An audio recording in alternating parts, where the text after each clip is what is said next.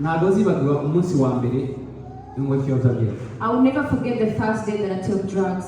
ntago zibagwa umuntu wakimpaye. I would not forget the person who gave it to me. Izo ni ibintu udashobora kwibuka mu buzima bwanjye. Hari ibyo wakwibagirwa, hari ibyo ushobora kwibuka. There are things you forget or remember, but that in particular I can never forget. But that thing I can never forget it my whole life. On that day when I took the first drug, my life changed. My mindset changed. We thank God that we have this moment. It's of a great value. For me in particular, it is of great value. It wasn't easy to arrive here.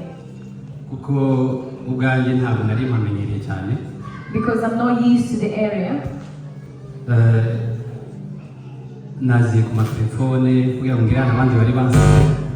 I have come using the phone, others had left me behind. We thank the people who continue to guide us. Because it wasn't easy to arrive here. May the Lord bless you.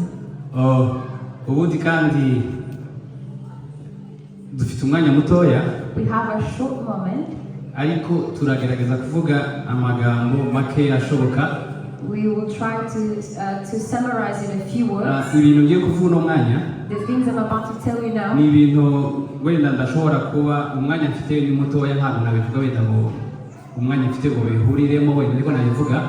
I can't tell you all of it in such a short time that I have. Even telling it has been not easy to say it.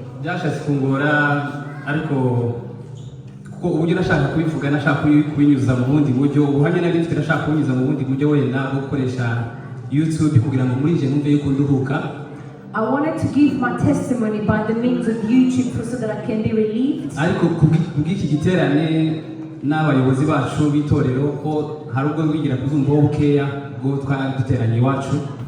But because of this conference and our leaders have showed us care, they have informed that it is a testimony that we can share with the youth. So the youth who are here, please request your attention for a short moment. I want to give you my testimony. A testimony that will edify you. I believe that it would edify you. I thank Mama Pastor. I have conversed with her and she has strengthened me.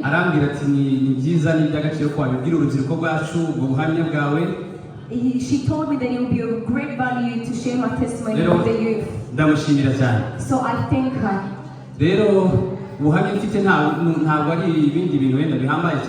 My testimony is not of a great deal, but on the other hand is also a big deal. Youth, are we together?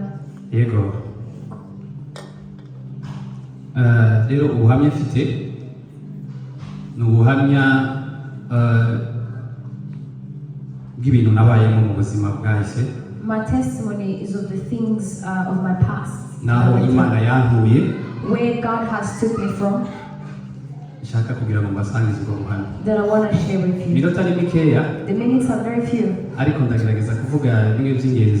I will try to stick to the priorities of it, so that you can be edified.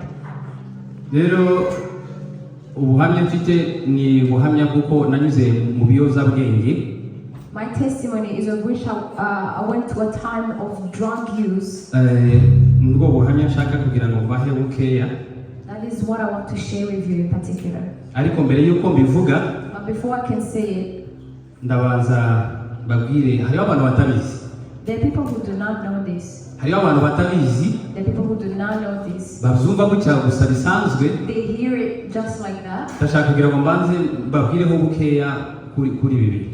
I wanted to leave you some crumbs on this story.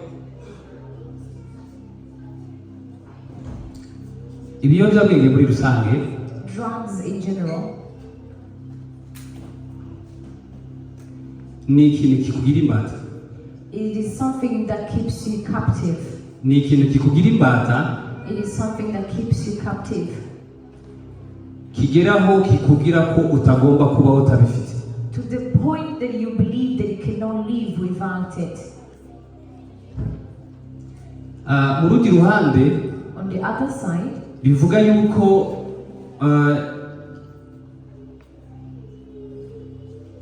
ubikenera, ugeza aho ubikenera, ugera kuri etape ubikenera nkuko ukenera umwuka wo guhumeka. You reach a level where you need the drugs as if you're needing air. Nkuko dukenera umwuka wo guhumeka, as we need air to breathe. Hari etape ugeraho bikugira ko utagomba kubaho utabifite. There's a step that you arrive to that it tells you cannot live without it. Ugomba kubibona. You have to have it. Kugira ngo ubeho. So that you can live.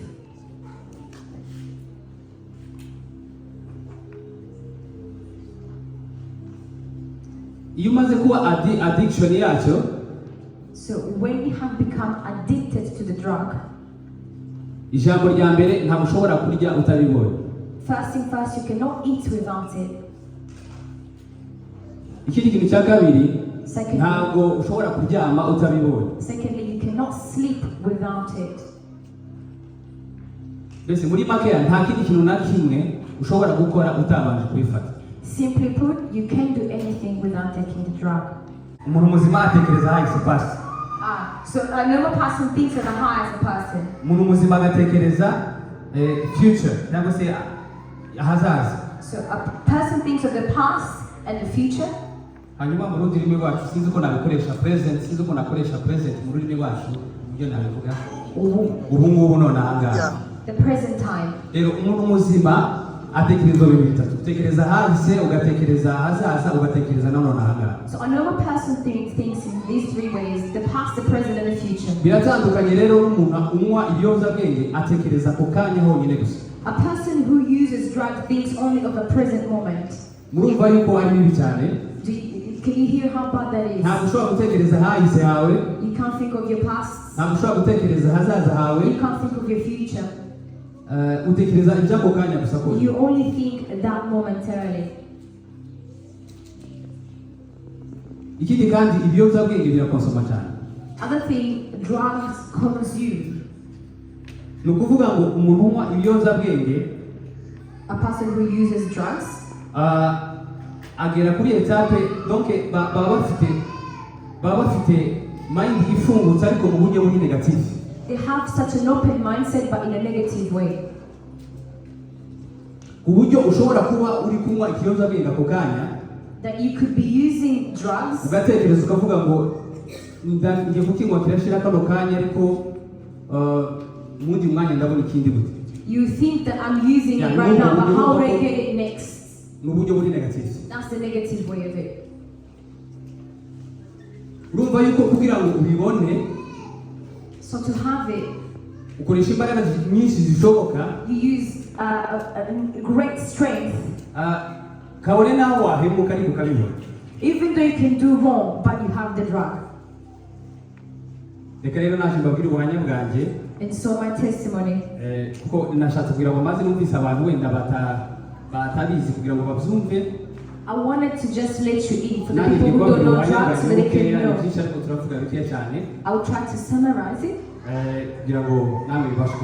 that you can be edified.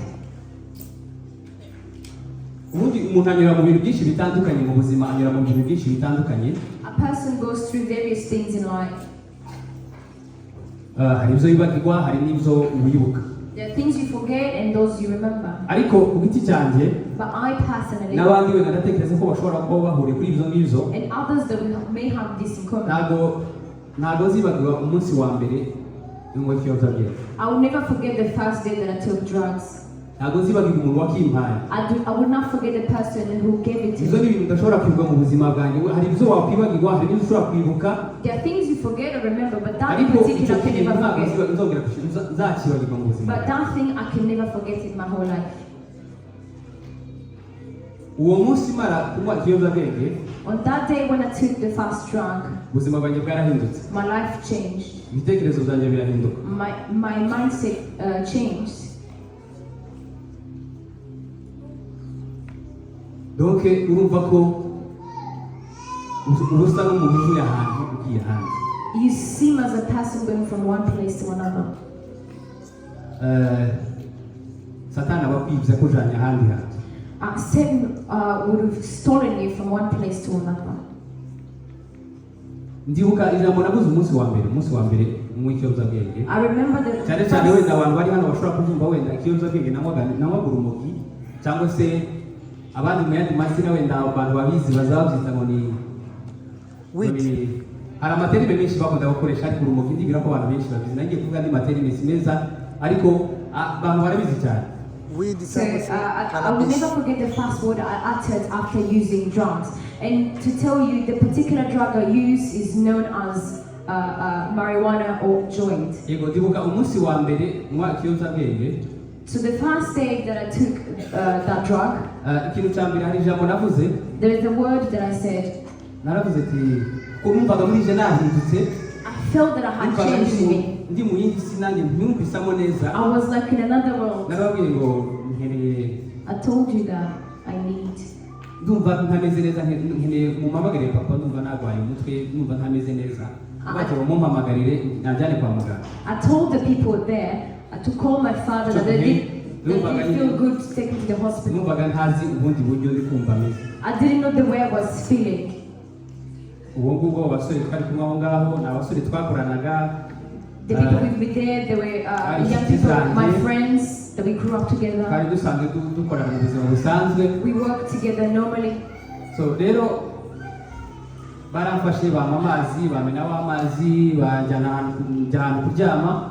So they took me, they poured water over me and they took me to sleep somewhere. Naje kwicara nyuma y'amasaha nk'atatu nibwo naje kwisanga ndoge kandi usa n'ugarura ubwenge. I woke up after 3 hours and I regained consciousness after 3 hours. Yeah, rero ndabaza ukuntu byagenze gute iki cyabaye birubise. I asked them what happened in those 3 hours, what did actually happen. Narabyumvaga icyo barimo bavuga icyo gihe nari ntarajya muri uwo mwanya narabyumvaga ariko nkabura imbaraga zituma wenda mbabaza n'iki kibaye muri aka kanya. Icyo gihe narabyumva numvaga icyo barimo kuvuga. Okay, subiyeho gatoya inyuma kugira ngo nzumve nkimara kunywa ibyo bintu numvaga basubiranyemo ubwabo. Sorry gato subiye inyuma ho gatoya basubiranyemo. So going back to my story, whilst I was taking the drug, I could hear them talking about themselves.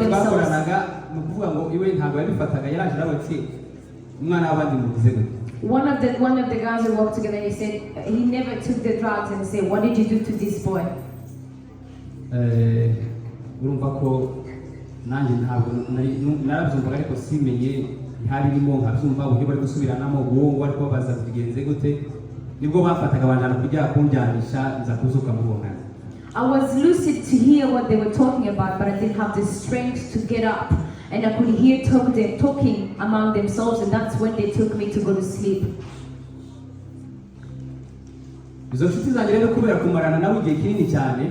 So those friends that I have spent a long time together. Uri hano inshuti mugendana nazo abo mubana mu buzima bwa buri munsi bashobora kukuyoza cyangwa se bakagomba kugira inshuti nziza.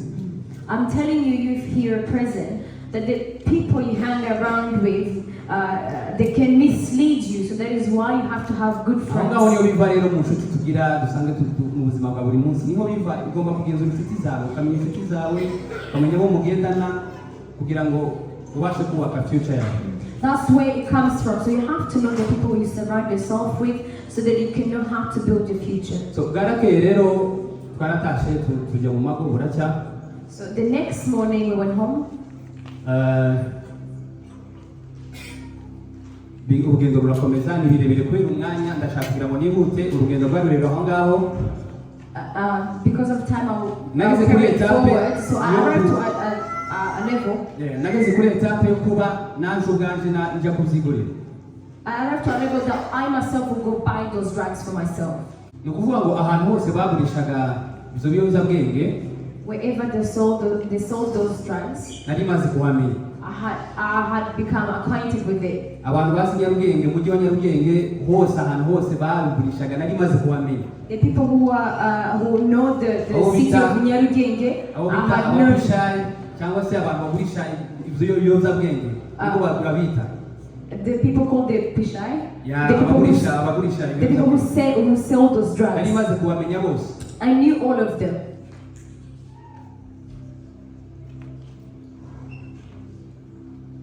So rero ibiyobyabwenge rero muri rusange bifite ukuntu bigenda bikujyana mu levels. So the drugs takes you to different levels. Harabaca mu biyobyabwenge bagakomeza bakanywa n'inzoga. They to take drugs and drink alcohol. Bagafata n'amatabi. And they smoke cigarettes. Bakongera n'ibindi biyobyabwenge bitandukanye byo bita ba mugo ibindi bitandukanye byinshi cyane. They add up to the names of the drugs such as mugo and others that we cannot name. Ariko kuri jewe nta bindi biyobyabwenge namoye. As for me, I didn't use any drugs other drugs. Nongereye ku mushuro nyinshi kuri ibyo ngibyo. What I did, I just took that one drug more and more. Hari ikintu nari nsigaye ngira aho bita mu Marigara. I could go to a place called Marigara. Nari nsigaye ngira aho bita mu Marigara aho bagurisha ibiyobyabwenge. To the place called Marigara where he could buy drugs. Kubera ukuntu nari maze kubimenyera cyane nawe urumva nibo bari basigaye baba inshuti zanjye. Because I had become so accustomed to it, they became my friends. Nari nzi gukora ibiyobyabwenge ku buryo nasangagamo abandi bicaye nko gutya twicaye hano kuko twaba turi benshi. I came to a level that I knew how to make those drugs. So I arrived to the place as we're sitting here. Bakavuga ngo ntabwo bashobora kunywa icyo bita weed, ntabwo bashobora kunywa weed atari njye wayikoze. They would say they would not smoke a joint or smoke weed if it isn't done by me. Narabikora nkabikora neza kugeza bose bamenya ko ati runaka yageze agomba kudukorera kugira ngo bibashe kugenda. I would do it and do it so good and they would request after me. Rero reka twihute.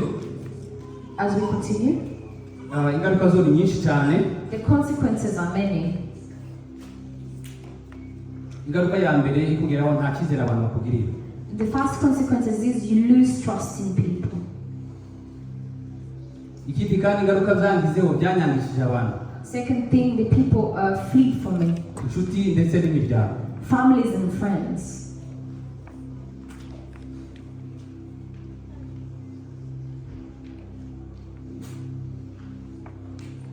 Nukuvuga ngo nari nsigaye njya mu makwe. I would go to weddings. Ngakoresha ibishoboka byose kugira ngo nze kugenda nta muntu nseze. I would do all things to my power that I would greet nobody upon my leaving. Nageze naho amakwe nayo ndayareka ndayihorera. At the point that I would not even go to weddings or to any gatherings with family. I would stop them altogether. Urumva abantu bari basigaye ari inshuti zanjye nabo ngabo nyine twari dusigaye dusangira ibyo bintu. The only friends I had, they were other drug users. Numva ko nabo n'abantu badashobotse kuvuga ngo ufite umuryango ibyo bintu bikwangisha ababyeyi bawe bikwangisha inshuti wari ufite nzima bikujyane muri abo bantu. Numva ko nabo si inshuti n'abantu nyine muhura aho ngaho babyita mugaciringa ariko bose babyita mugaciringa mwamara guciringa mugatandukana nabo ngaho. Here, imagine how difficult this sounds. It is something that takes away from your friends and family. You find yourself remaining with just other drug users who are not really friends. They're just people who meet for a common purpose, which was drug use. The reason we say this, we are not here to promote it. It is not even good to the ear to hear. But we are testifying what God has done in our lives. Amen.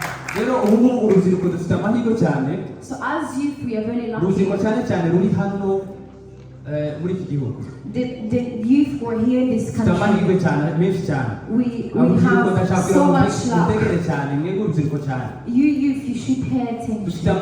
Dufite amahirwe ko nanjye ndacyari urubyiruko. I put myself in the basket because I am youth too. Dumupapa ariko aho Imana yankuye nzari nasaza nk'ikitwa urubyiruko ntabwo nzemera gusaza mu buzima bwawe. But I am a father, but I will not refuse to be young until I grow old. Rero urubyiruko muri rusange dufite amahirwe twebwe dutuye hano mu kino gihugu dufite amahirwe 100%. The youth who live in this country we have 100% luck. Ubu ngubu tuvugana hari abantu tuvugana benshi ndabona abantu bari hano benshi ndabona ko abenshi twavuye muri Afrika. The majority of people here come from abenshi bari Africa. hano bavuye muri Afrika. The majority of us here comes from Africa. Murabizi ko muri Afrika ibihugu byinshi hari abo tuzi nyine ababyeyi bacu n'abaki bari mu ntambara barara hanze mu gasozi. We know that our parents are in wars, they sleep outside in mountains. The ones we are speaking about, they're currently using drugs and I can see them this morning. But us here, God has given us a country that has peace and evolution. So the youth will have power, much power. People here, you are smart. You study. So here that's where they consume a lot more drugs than in Africa. I please request of you, instead of wasting your time and going to see those friends, we have to stand strong and work with good people that don't use drugs.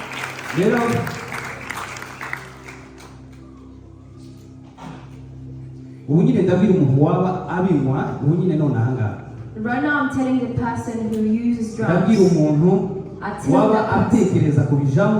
that thinks that is thinking of using drugs.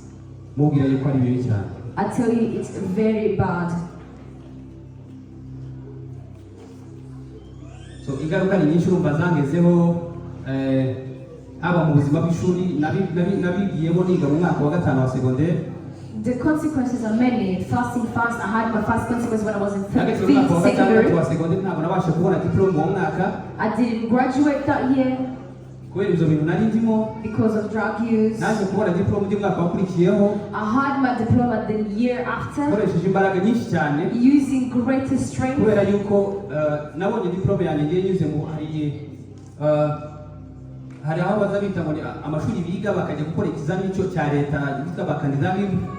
So the way I got my diploma was through a place that you do exams separately to get what we call free candidates.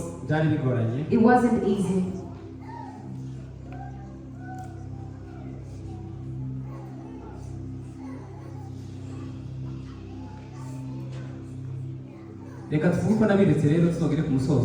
So let me tell you how I was able to stop.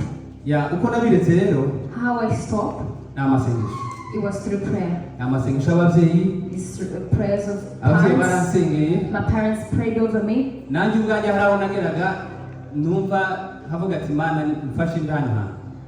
I myself sometimes I would say, God help me out of it. It's a place that you are taken from, so to get out of there yourself is not easy.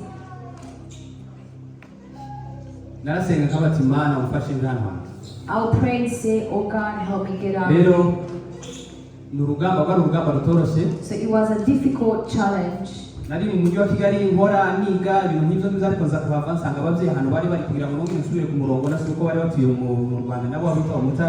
was studying and working in Kigali and I had to go back to Mutara to my parents. I went back at the feet of my parents. And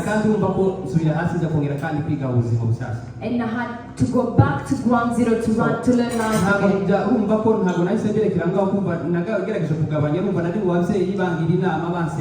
I was with parents who advised me and prayed for me. I had the heart to stop it, but I didn't do it immediately. So I thank my parents. Telling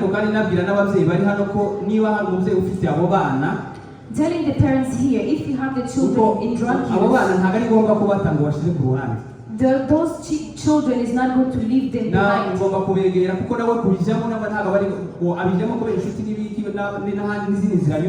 have to keep close to them. They went into it because of friends to difficult situations. Mukababa hafi cyane mukabaganiriza kuko isi dutuyemo no kubababarira kuko ntabwo hari abantu babata bakabata hirya bakagira gutari kuri byiza kugira ngo mubegere mukabagira inama. Parents, it is good not to reject those children who are in drug use. It is good to pray for them, get near to them, advise them, so that they will not be advised by the law. kugira ngo bireke high story ari nakunda muzima nakundaga gusoma utuntu dutandukanye abe n'urupapuro rwatakaye hanze nakunda kugatora ngasoma nkareba. In life I love to read even little papers muri iyo down. process rero kureka yo kubireka In the process of stopping the drug use, hari journal nasomye cyangwa se agatabo k'abayehova abahamya ba Yehova bakunda gutanga utuntu dutabo dutandukanye.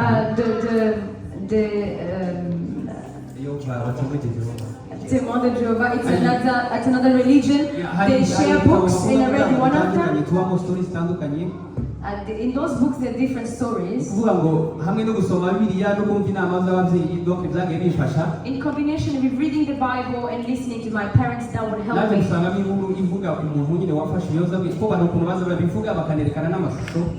There's somehow that they tell it even with pictures.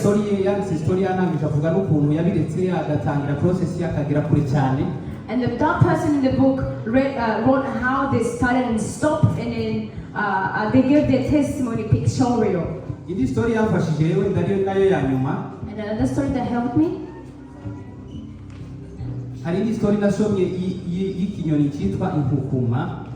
There is another story that I read about a bird called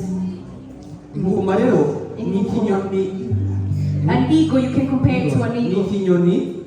It's a bird, yeah, it's an eagle. It's a bird that lives for 70 years. When it achieves 40 years, it chooses two things. Either it dies or it metamorphosizes itself. So in those 40, when it gets to the 40 years, in order for the ego to metamorphosize, because at that point it's old, it goes to the top of the mountain, and it removes its beak, the feathers, and it would look straight into the sun, and it would look so much straight into the sun, and the things it had removed grows back and has new skin. That process to go through it's a difficult process. It's a painful process.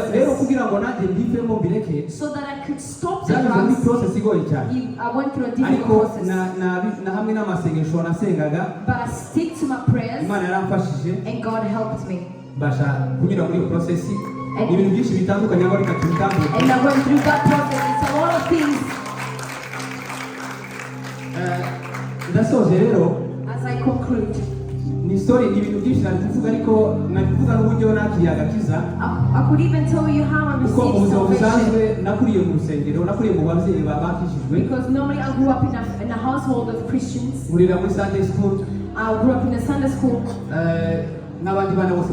Just like all children. Until the age of 15, that's when I got baptized. I followed the peer pressure of others who go to pray until I started using drugs. The way to get out of it, I think, is the way of God.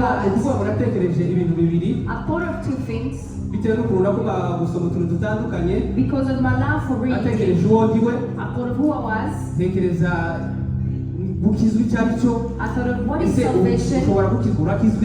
So why do you have to be saved? What are you being saved from? It's really long. I have prepared. So you want to be saved? Saved from what? Who am I? I wanted to know who I really was. I had a lot of fear. I could see a lot of my friends passing away. And I asked myself, what if I die? Where would I go? So I followed up asking those questions. I found out that God really loves us. I was created for a reason. I'm here for a reason. God created me for a reason. God created you for a reason.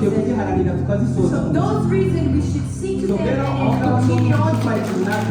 So that is how I'm laying down my testimony. numvise ko hari ikintu ndimo kwakira mu buzima bwanjye. That is when I knew that I was receiving something in my life. So ni byinshi cyane. So it's a lot. Ariko kubw'umwanya dufite. But because of the time we have. Ndabashimiye. I thank you. Bamwaduhaye umwanya. That you have given us the time. Batega amatwi.